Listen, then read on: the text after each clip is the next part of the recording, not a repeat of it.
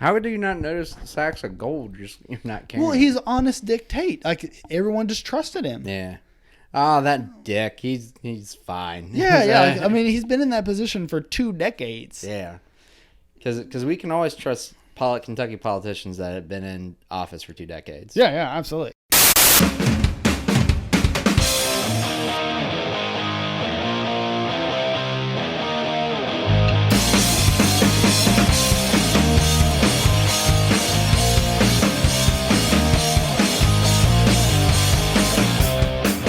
Welcome to Friends in the Corner podcast, stories and topics from around Kentucky. I'm your host, Dan Pauly, coming to you from beautiful Lexington, Kentucky. Happy to be with you guys again for another episode of Friends in the Corner. Thank you so much for tuning in and letting us be a part of your listening experience for today.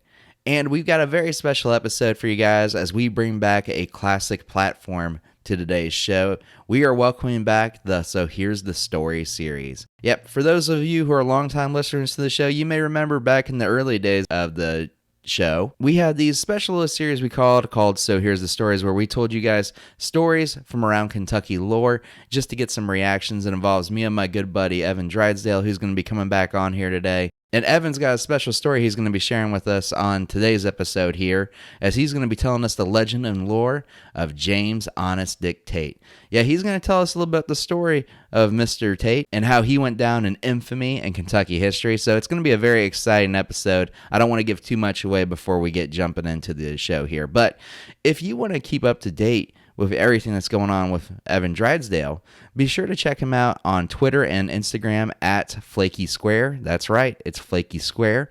And while you're following him, go ahead and follow us as well. You can find us on Facebook, Twitter, and Instagram at FITC Podcast. That's FITC Podcast. You can subscribe to us on a number of different listening platforms, including Spotify, Stitcher, SoundCloud. We're even on YouTube if you want to check us out there.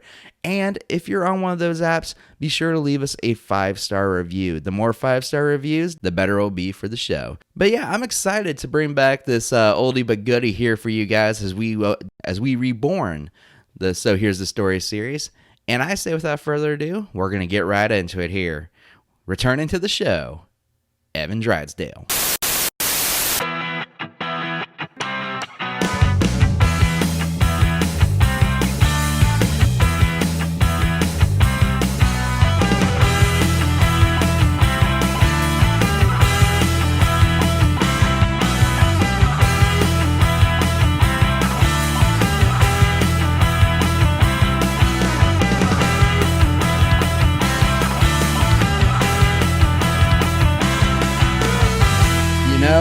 This episode that we're recording is 2 years in the making. It really is. Yeah, like we've been trying to do this episode for over way too long, but life just keeps getting in the way. Yes. Jobs, babies, school, all that fun stuff. General life things. Yes, but now we got no distractions in our life.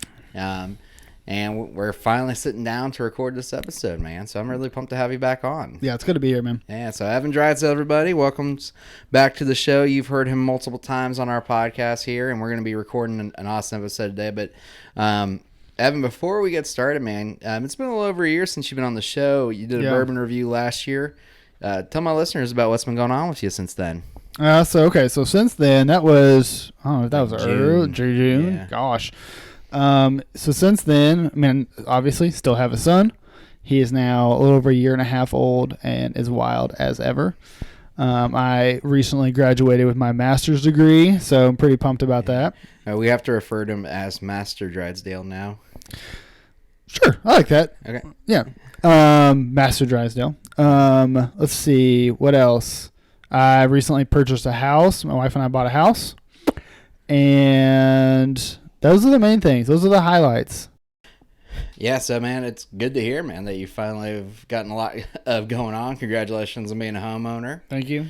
Congratulations on graduating from school, and congratulations surviving 1 year of being a father. So. Yeah. I mean, as far as the homeowning goes, all it means is that I take a lot more trips to Home Depot. The other day we got a dishwasher installed and delivered, and they did not tell me it did not come with a power cord. So I had to drive to Home Depot, buy a power cord, come back, and when I went to put it in, there was another part I wasn't told that I needed. So I had to go back to Home Depot again just to get the one dishwasher installed. Yeah, well, hey, welcome to home ownership, man. Yeah, that's all it is. Getting his life going, man. Well, glad you can make some time for us here. Hey, of course. So, longtime listeners of the show probably know that we've done a few different episodes. We do our interviews and we do a few offshoots like the bourbon reviews and stuff. But back in the early days, we used to do these kind of speak and response episodes called So Here's the Story, where one of us would share a story and the other person would react and we'd just talk about it on the show, which was a lot of fun. And we had some killer episodes back in the day. We had Swamps of Dagobah, which Evan shared. Yes, that was a classic. It's become one of my most listened to ones. Funtown, Guntown Mountain. And then we had another one, the Her Wedding Tragedy, which is actually my least listened to episode. So we have the most listened to and the least listened to episode. I will say though that the wedding party episode is it's a very historical and fun story. Yeah. It's a sleeper. It's a sleeper hit. So go get it some love. Get some of that rating up there.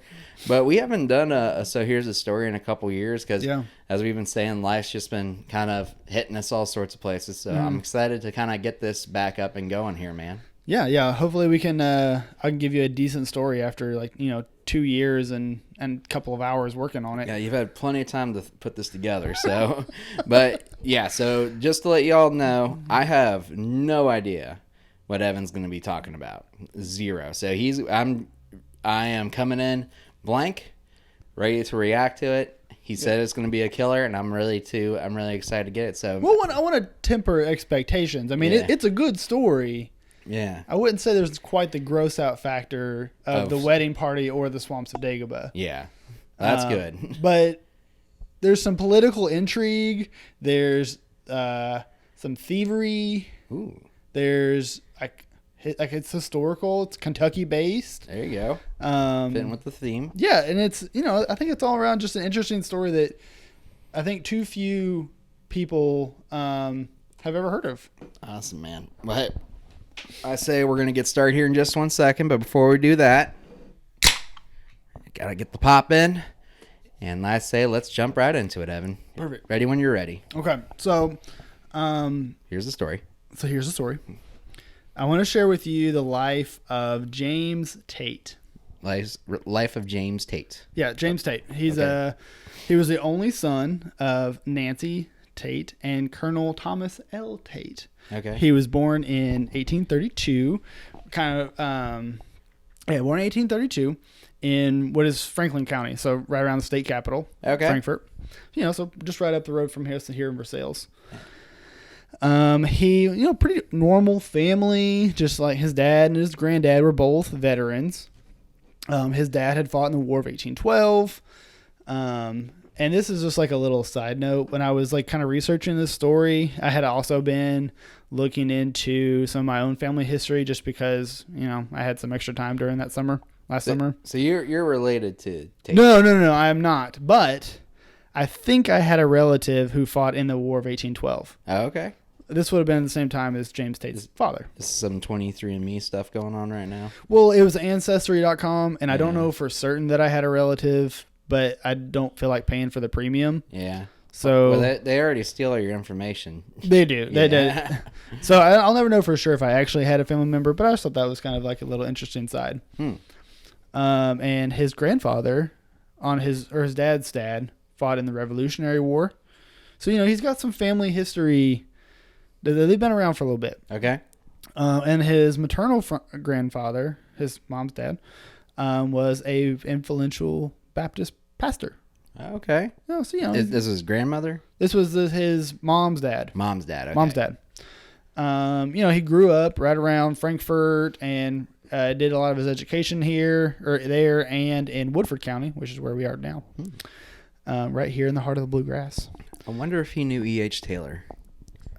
When was E.H. Taylor alive? Kind of around that same time. Was he? Yeah, that around the 1800s is when he was running Buffalo Trace, and then Old Taylor, or what would become OFC, Yeah. now Buffalo Trace, and then also Old Taylor, which is now Castle and Key. Oh, cool. Yeah, so he had hands during that period in time. So I'm sure he probably knew who he was then. yeah, probably crossed paths. Yeah. So he in 1848 he started working as a clerk at like the local post office in Frankfurt. And then about 8 years later, he married his what would be wife Lucy. So they had. I'm just kind of giving you some backstory here, so you kind of get a feel for this guy. And his name's Brandon Tate. No, James Tate. James Tate. Brandon Tate was a wide receiver for the Bengals a long time ago. So yeah, when you said Brandon Tate, for some reason I was thinking of Brandon Taysom, who is he the one that plays for the basketball player for the Celtics? Taysom Hill. Taysom Hill. Yeah, I don't know. My players are all mixed up. but James Tate. James Tate. We're back on target now. Probably not quite an athlete. So no, not for. We'll get in that. We'll get there. Okay. Maybe not that. I mean, yeah, he definitely wasn't an athlete. Anyway, the parents had 2 kids. They had Howard and Edmonia. Okay. So Edmund and Edmonia? No, Howard and Edmonia. I said the name wrong. Oh, Howard and Edmonia. Yeah. What kind of name generator do you have back then to get Edmonia? I don't know, but it's kind of an interesting name. Yeah. Is that going to be on y'all's short list if you guys have a girl, Edmonia? No.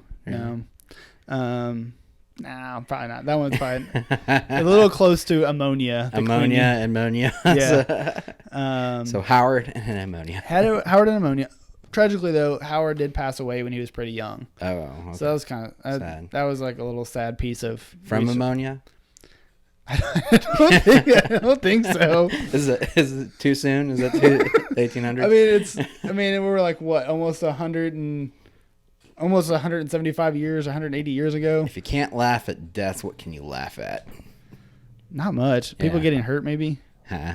There's a new Jackass coming out. Is there really? Yeah, Jackass 4 is coming out this fall. Didn't Johnny Knoxville just turn 50? Yeah, he looks terrible. He's like that whole crew. He's gray haired and he looks old. I think the real hero of that whole thing though is Steve-O. Yeah.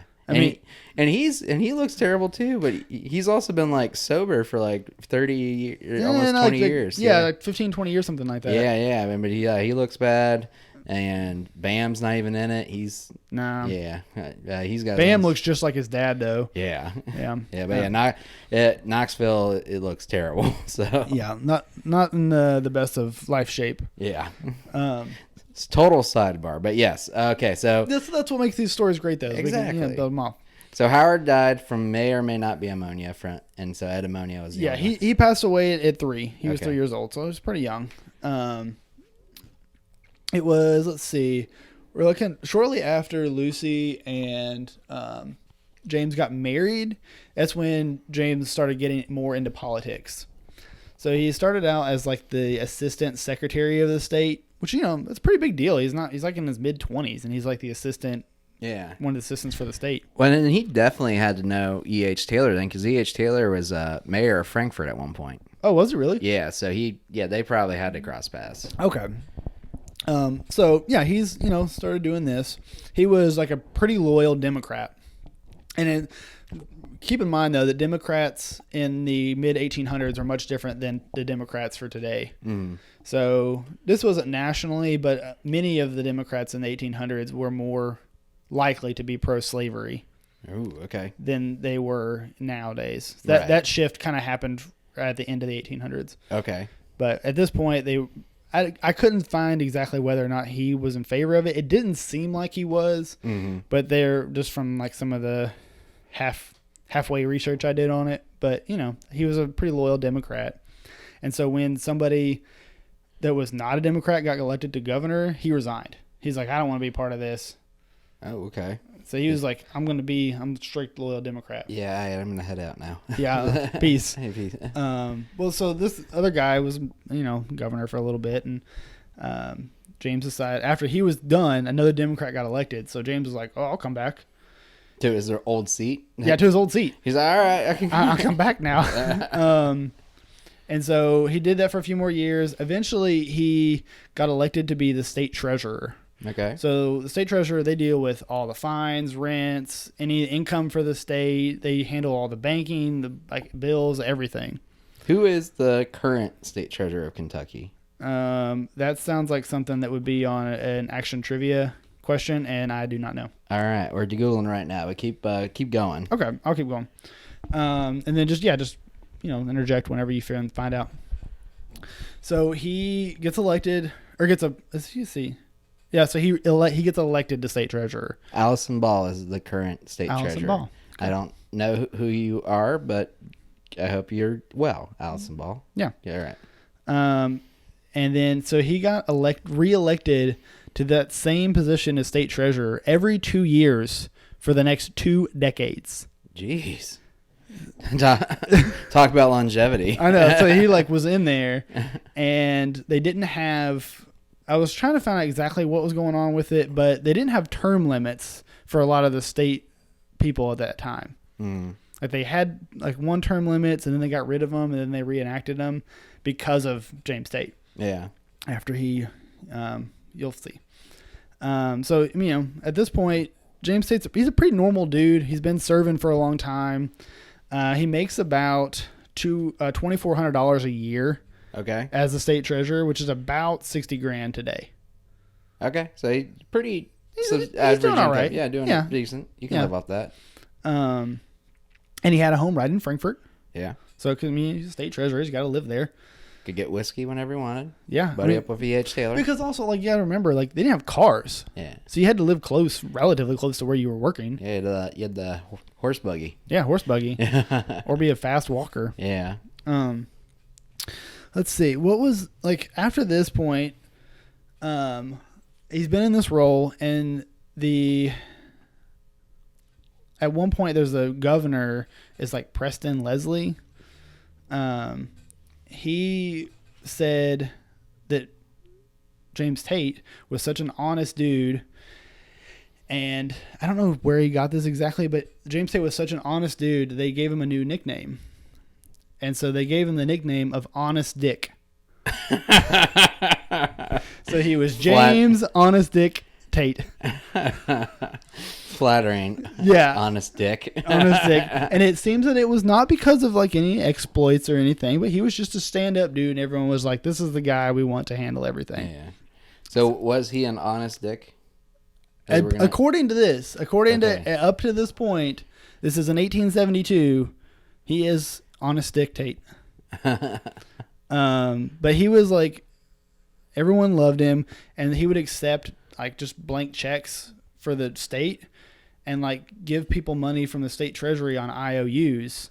Ooh. Just because he trusted people and people trusted him. So he would just be like, okay, well, here's $1,000. I'll hold your check for now. And then whenever you can pay it back, just pay me back. Mm. But he was doing that as the state. Well, and so all the state's money was going to this. I feel like that's nice on paper, but I feel like this could come back to bite you in a minute. Yeah, the state safe was apparently filled with just people's personal checks that never got submitted for reimbursement or anything. Jeez. But by the time we hit 1886, so now at this point he's been in this role as the state treasurer for I don't know, 18 or 20 years, something like that. Is this in between those breaks, or he just kind of? Oh, that was a different position. Yeah. Okay. Yeah. So he was the assistant secretary for a couple years, and then then he resigned because the other guy got elected to governor, and then he came back, and then eventually he got elected to state treasurer. Okay. And that's where he's been for 20 years, or almost. Yeah. Okay. In 1886. This is a little Louisville tie. The Courier Journal, is still operating newspaper. They wrote a little article about James Tate and said that he was so ingrained in his position as the state treasurer that, quote, there may not be another earthquake in Kentucky for 20 years, but no doubt the next one come when it may, you will find Dick Tate still holding the office of state treasurer. Dick Tate's still there. Dick Tate, they're pretty much expected him to be there for life. Yeah. I like that they've completely moved away from James. Oh yeah, no, he's Yeah, just Dick Tate now. Just Dick. Yeah, just Dick Tate. What a misfortunate name though, Dick Tate. Like it's a little unfortunate. Yeah. But you know, it seems like he made the most of it. Yeah. I mean, at this point, I think we can establish that he knew E.H. Taylor. Yeah. Yeah, I mean, I'll have to do a quick research for when E.H. Taylor served, but I mean, he was in the late 1880s. He was pretty well established in the community. Okay, well then he should know them. Yeah. It's kind of a little bit after this point is when things start to change a little bit and people start to get a little suspicious. So the next year, 1887, as the governor race starts to go, one of the platforms that people are talking about is doing an audit of the Treasury. Okay. And so, because of where's all the money going? Yeah, where's the money going? We have this safe that's just filled with weird checks from people that aren't paying it back. I mean, it's good and everyone trusts Mr. Honest Dick Tate, but we got to know where things are. Right. Are you finding out E.H. Taylor? I'm looking up some stuff, but there's nothing. I just looked up James Tate, E.H. Taylor, but nothing's really popped up.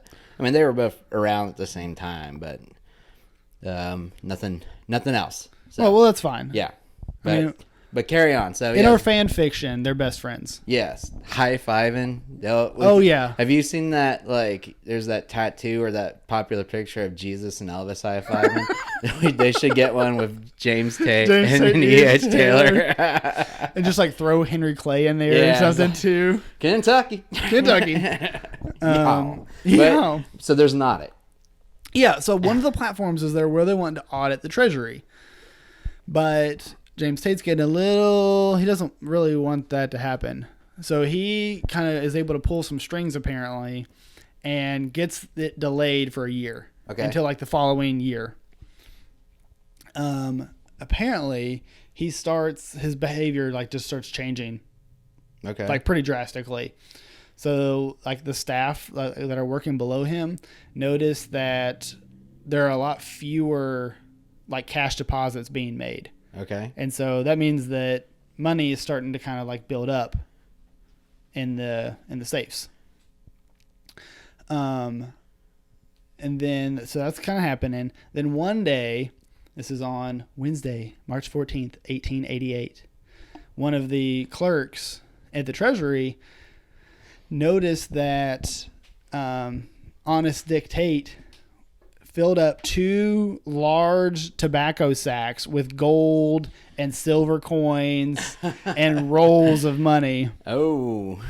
And everyone's kind of okay, well, he might just be making a bank deposit or something. And so... hey, Dick, what are you doing with the money there? But what are you doing with that gold there? And, well, that's the thing. He left a note on his desk telling everybody that he was going to go to Louisville for a couple of days. So, I don't know, whatever he was going to do in Louisville, I don't know. And apparently too many people, it's a little weird that he would be carrying that, but a lot of people didn't really notice, if that makes sense. How would you not notice the sacks of gold you're not carrying? Well, he's Honest Dick Tate. Everyone just trusted him. Yeah. Oh, that Dick. He's fine. Yeah. I mean, he's been in that position for 2 decades. Yeah. Because we can always trust Kentucky politicians that have been in office for 2 decades. Yeah, absolutely. So this was on a Wednesday, and some of the longer term staffers knew that he wasn't going to be back in before the next week. Mm-hmm. He was gone for the week. Okay. But Monday comes around and he doesn't show up. So they're okay, that's a little weird. So they send somebody to his home just up the road. Yeah. To find his wife. That they haven't heard from him. Okay. And they're okay, well, that's weird. So apparently they are able to go up to Louisville and they find out that the last time he was seen was on Friday night, and he was pretty drunk. He had been drinking, presumably. 4th Street Live, man. Yeah, he's up there. He's hanging out. Yeah. And then he was seen drinking pretty heavily. With and then E.H. Taylor. probably with E.H. Taylor. Yeah. And then he's seen boarding a train for Cincinnati. Okay, so just so I'm sure maybe nothing bad happens, but the last time someone in our story boarded a train for Cincinnati, it didn't go well for them. Oh, that's true. That was the last story. Yeah, they boarded a train for Cincinnati. And then they got sick on the way there. So, yeah. But I can carry on. Okay, Yeah. so he boards a train for Cincinnati, and he's never seen again. He's just gone, and the money is gone with him. So Think if you're the housekeeper there, you're the last person that saw him with the sacks of money, and you're like, "Hey, what you doing?" I said, just keeping track of the money. Got to bring it with me to Louisville. Going to Louisville. Yeah, going to Louisville, and you're like, "All right, well, what do you need the money for?" It's like someone's got to watch it. State treasure. I just want to take it with me. State treasurer, bitch. All right, so he's off to Cincinnati. He's off to Cincinnati, Yeah. and he's never seen from again. Okay. So he became a Buckeye, man. Just oh my gosh, I hope not. yeah. Boo Buckeyes. Well, I don't think Ohio State existed back then, or the football team at least. This college probably did, but the college would have been there, I'm sure. yeah, but all right. Yeah, anyway. Total sidebar. We're back All on target. So he's gone. Yeah, with all the money. With all the money. So he's got 2 tobacco sacks filled with gold cash coins. Okay.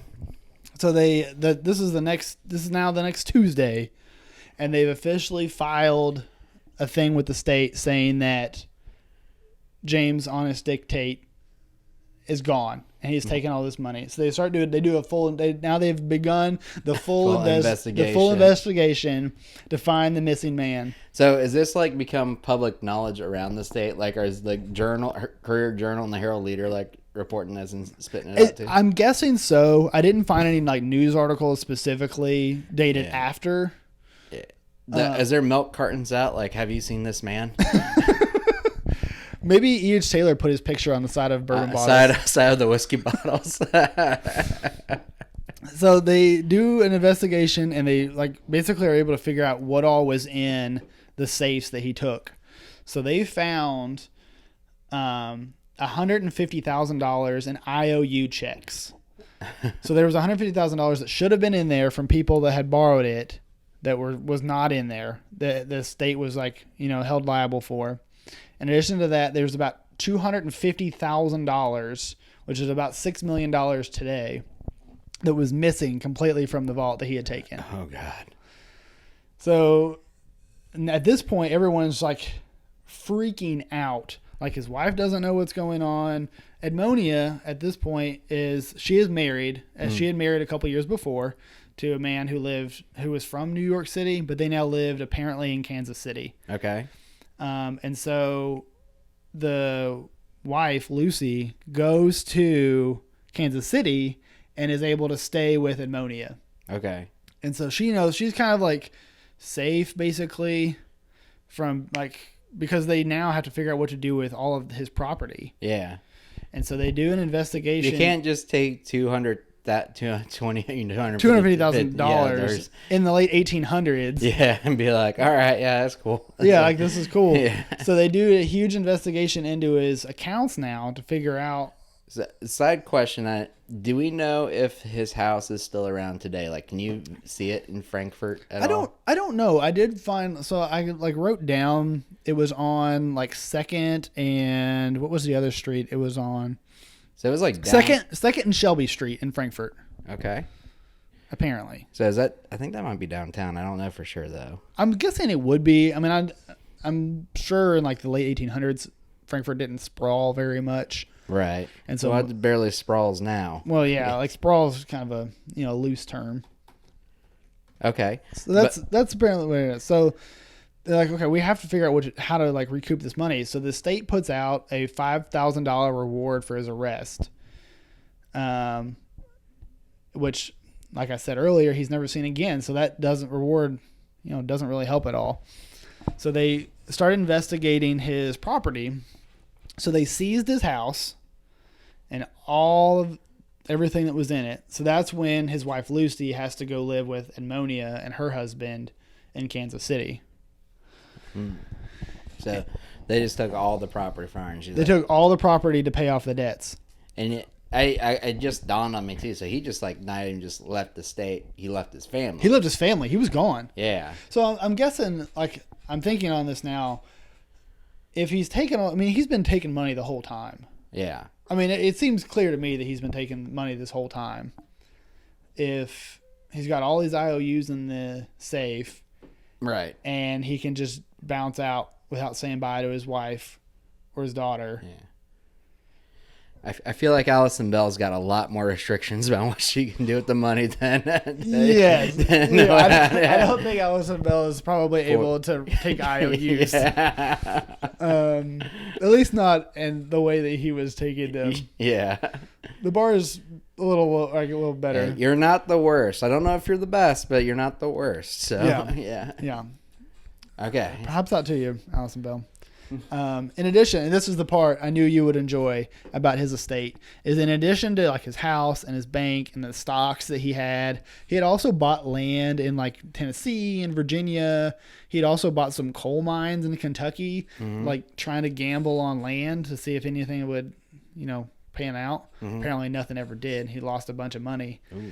And I'm guessing that he bought all that land with the money he took from the state.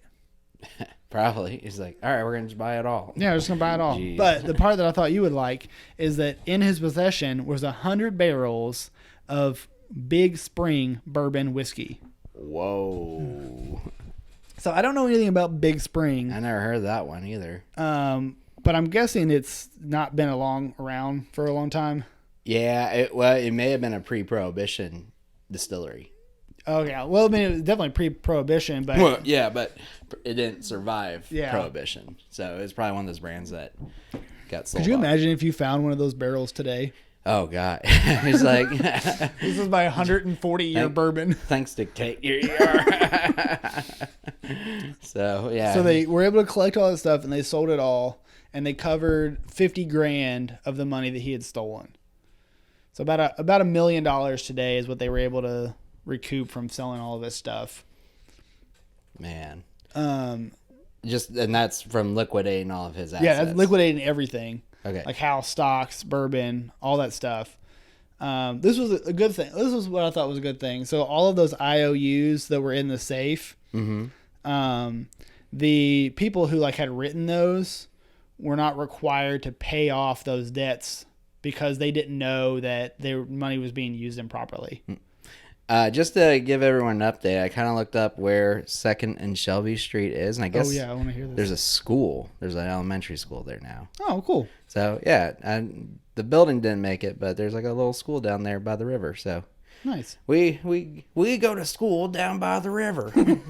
But, okay, so they liquidated his assets. Liquidated his assets. Yes. And, I mean, still has not been seen. Yeah. But now reports start coming out of sightings and of letters received. Is it like kind of like Bigfoot? Like they It's just a little see bit it, like like Bigfoot. they're just up in Cincinnati, like just like looking around, like yeah. Yeah, so over the next couple of years, apparently, his family started receiving notes or letters from different places around the globe.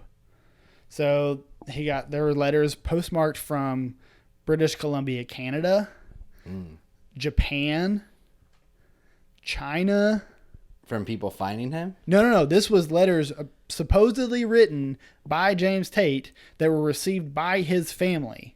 And he was just writing it. Wow. Okay. Yeah, so apparently he fled the country. Well, probably because he stole the money from a state. I was like, So my guess is, Yeah. like he like probably like went to Louisville, Cincinnati, up to Canada, maybe went down to San Francisco, and then over to like Japan and China. yeah. I don't know exactly. That's just my guess. So over the next couple of years, they're getting these letters, but at the same time, Edmonia apparently files to have her father declared legally dead Okay. because he had life insurance policies And she wants that money. and she wants the money. Yeah. And apparently, Well, there is no money. He stole the money from the. He stole the money. Yeah. Your life insurance policy's in China, babe. I'm sorry. So after this, she like decides to see if she can get him declared legally, deceased, so she can collect the insurance money. Which, if I remember correctly, she is actually able to do. The state grants that, and she's able to collect about what will be today $340,000 in life insurance money. Okay. So she got what then was $12,000. So she got $12,000 from some different life insurance companies. So did it come in the form of a stimulus check? Yeah, I'm thinking it was like wired automatically to her bank account. Oh, okay. Yeah. Did it have Donald Trump's logo on it? At least his signature. Okay. Yeah. It went back in time and put it there. So, so that she gets all this money. She then divorces her husband, and is gone now. But the couple, Edmonia and her husband, who I believe his name was Martin. I'm not gonna bother to scroll around, but that's apparently how sidebar. Edmonia, you've had this horrific name your entire life, but you start just coming. Every person you meet has just normal names like Martin and Howard and Dick. It's how do you go I'm Edmonia? So I will say, when I looked it up, there were some pretty important people that had the name Edmonia. There's more than one. There was one. Okay. There was probably the most famous is Edmonia Lewis. This is just some fun internet research for you. Okay. Edmonia Lewis was a sculptor. Okay. Yeah, and she was this is a quote from Wikipedia, so take it for what it's worth. She was the first African-American sculptor to achieve national and international prominence. Yeah, good for her. Yeah, so she was born in 1844, and she passed away in 1907. Oh, nice. So they overlapped a little bit. Yeah, they did overlap The a little Ammonias. bit. And she was born in the free state of New York, so she was born free, apparently. That's awesome. Yeah, so she was born free in New York. Edmonia's husband was from New York City, so maybe Edmonia Lewis and Edmonia Tate knew each other. Oh. I'm basing that on absolutely There, zero. Was there just get-togethers they all had together? Is the Ammonia? It was E.H. Taylor, Ammonia, Honest Dick Tate, and Edmonia Tate. Yeah. All hung out. And Henry Clay. All high. It was one super high five all together. 5-part high five. If anyone listening to this show wants to draw that out, I make a drawing of that. I will love you for the rest of my life. So I can't pay you anything, but he will have you on the show. Sure. Yeah. Yeah. Could talk about your process. Who are you on? Where are you from? Yeah. So yeah. The only other things I had is that Edmonia and Martin had a daughter, and I didn't catch the daughter's name. I tried to look it up, and you couldn't really find anything. But for the rest of her life, or for many years in her life, she was sailing all around the world. So this would have been Honest Dick's granddaughter. Ammonia's daughter was sailing the world. Yes, Ammonia's daughter was sailing. She traveled first class everywhere, like the British Isles, Italy, France, Spain, Germany, Austria, Switzerland, for, quote, her health. Oh, God. So there's a theory out there that she was actually traveling around with her grandfather. Well, probably he had the money. He definitely had the money. Yeah. So we really don't know what happened to him. The only other thing I had was a news clipping from what was this? I don't know where the paper was from. I think it was actually from the Paducah Sun or something like that. The Paducah Daily Sun from 1902. Great publication. Yeah, which the Paducah Sun is still a paper. Oh, really? Good. Yeah, Good for you. as far as I know, as I remember being. Yeah. They had a news article they put out in 1902. So this is 14 years after he disappears. And it says, "Is it Dick Tate?" That's the headline. Is it Dick Tate? Is it Dick Tate? Death of a mysterious man with a big wad of cash is believed to be the missing man, or the missing treasurer from the state of Kentucky. So this guy was going under the alias of Charles Hill in Los Angeles. Okay. And he passed away with $2,200 in his pocket, which, this is still 1900, so $2,200 is a lot of money. Yeah. And he had a key to a bank box at the local bank, and inside of it was $140,000. Oh gosh. And apparently he would have been the same age as James Tate and had an uncanny knowledge about Kentucky's history. Huh. And that really is that's the last dated appearance of James Tate in any publication outside of like those earlier letters. Wow. From around the globe. Jeez. So Dick Tate pretty much just got away with stealing everything from the state of Kentucky. Yo, he stole everything from the state of Kentucky. And when I was doing this search originally, it was pretty close in time to all that stuff that was going on with Eric Kahn. I don't know if you remember that. He was the lawyer or the attorney. Oh, and he went on the run. And he fled the country. Yeah. And so like 2 years ago when I was looking at all this stuff, that would have been a much more relevant topic to talk about because he was an attorney from Eastern Kentucky who like embezzled a whole bunch of money from like disability and something like, I don't know exactly what the specifics were, but I remember, was he like part of the cornbread mafia or something like that? I don't remember exactly, Okay. but he stole like millions of dollars. Yeah. But he was not unprecedented. He did have James Tate, who came 2 centuries before him.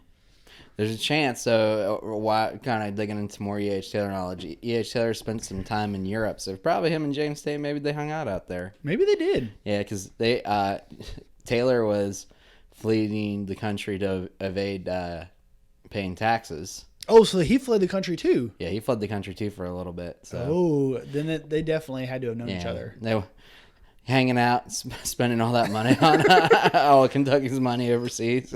Yeah. Yeah. But yeah, so that's the story of James Honest Dick Tate, Kentucky's most infamous state treasurer. Wow. And this is why we're still paying the state, making up for the money today. Yes. Yeah, a century later, we're still paying back Kentucky. Yes. It's why we can't have nice things. It's why the Cincinnati Bridge is in shambles right now. Oh, it's in horrible shape right now. I just drove by it the other day. I drive over it not super frequently, but every once in a while. Here's my question too. So, who do we know who became the state treasurer after Dick Tate? Oh yes, I do. That's on like who had that misfortune? Yeah, so he was, where did it go? He was succeeded by Stephen Sharp. Poor guy. Yeah, I can imagine. What's your first press conference like? I know this looks bad. I'm sorry, guys. But we got to raise the taxes. Yeah, the money is gone. The money is not here.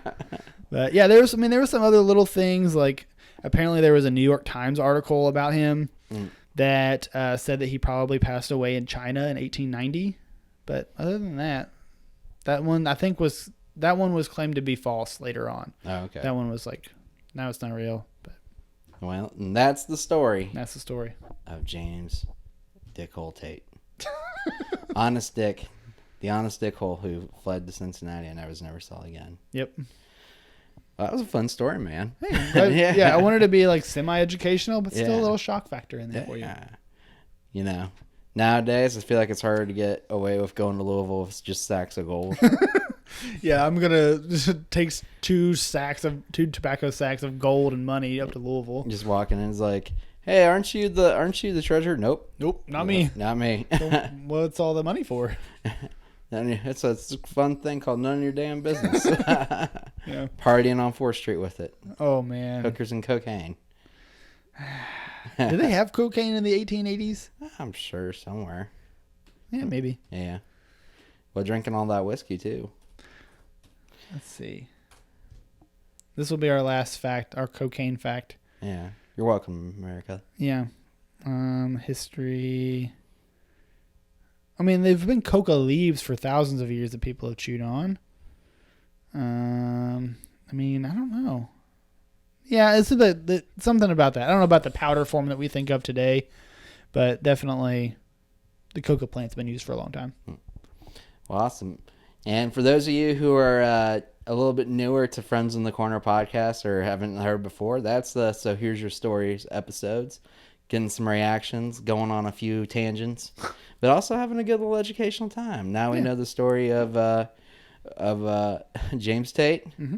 Hopefully Allison Ball is not stealing money from us. So you can't get any worse, but good to know. All right. Well, I guess you all have a good evening. Well, Evan, before we roll out of here, how can my listeners follow you? If you want them to follow you or keep up to date with you, where can my listeners do this? Find you at? I'm on Instagram at Flaky Square. Yeah, it's just my little personal account. Flaky Square, which was your old Xbox name? It was. Yeah, it was an auto-generated Xbox name because my previous one was taken. There you go. So Flaky Square on Instagram. Yep. All right, Evan. Well, this has been fun, man. Hopefully we'll have you back on again for some more episodes. Whether it's So Here's a Story or a few more bourbon reviews. I got some ideas. We just need to get freaking Travis in town. Yeah. Wherever he may be. All right, man. Till next time. Bye.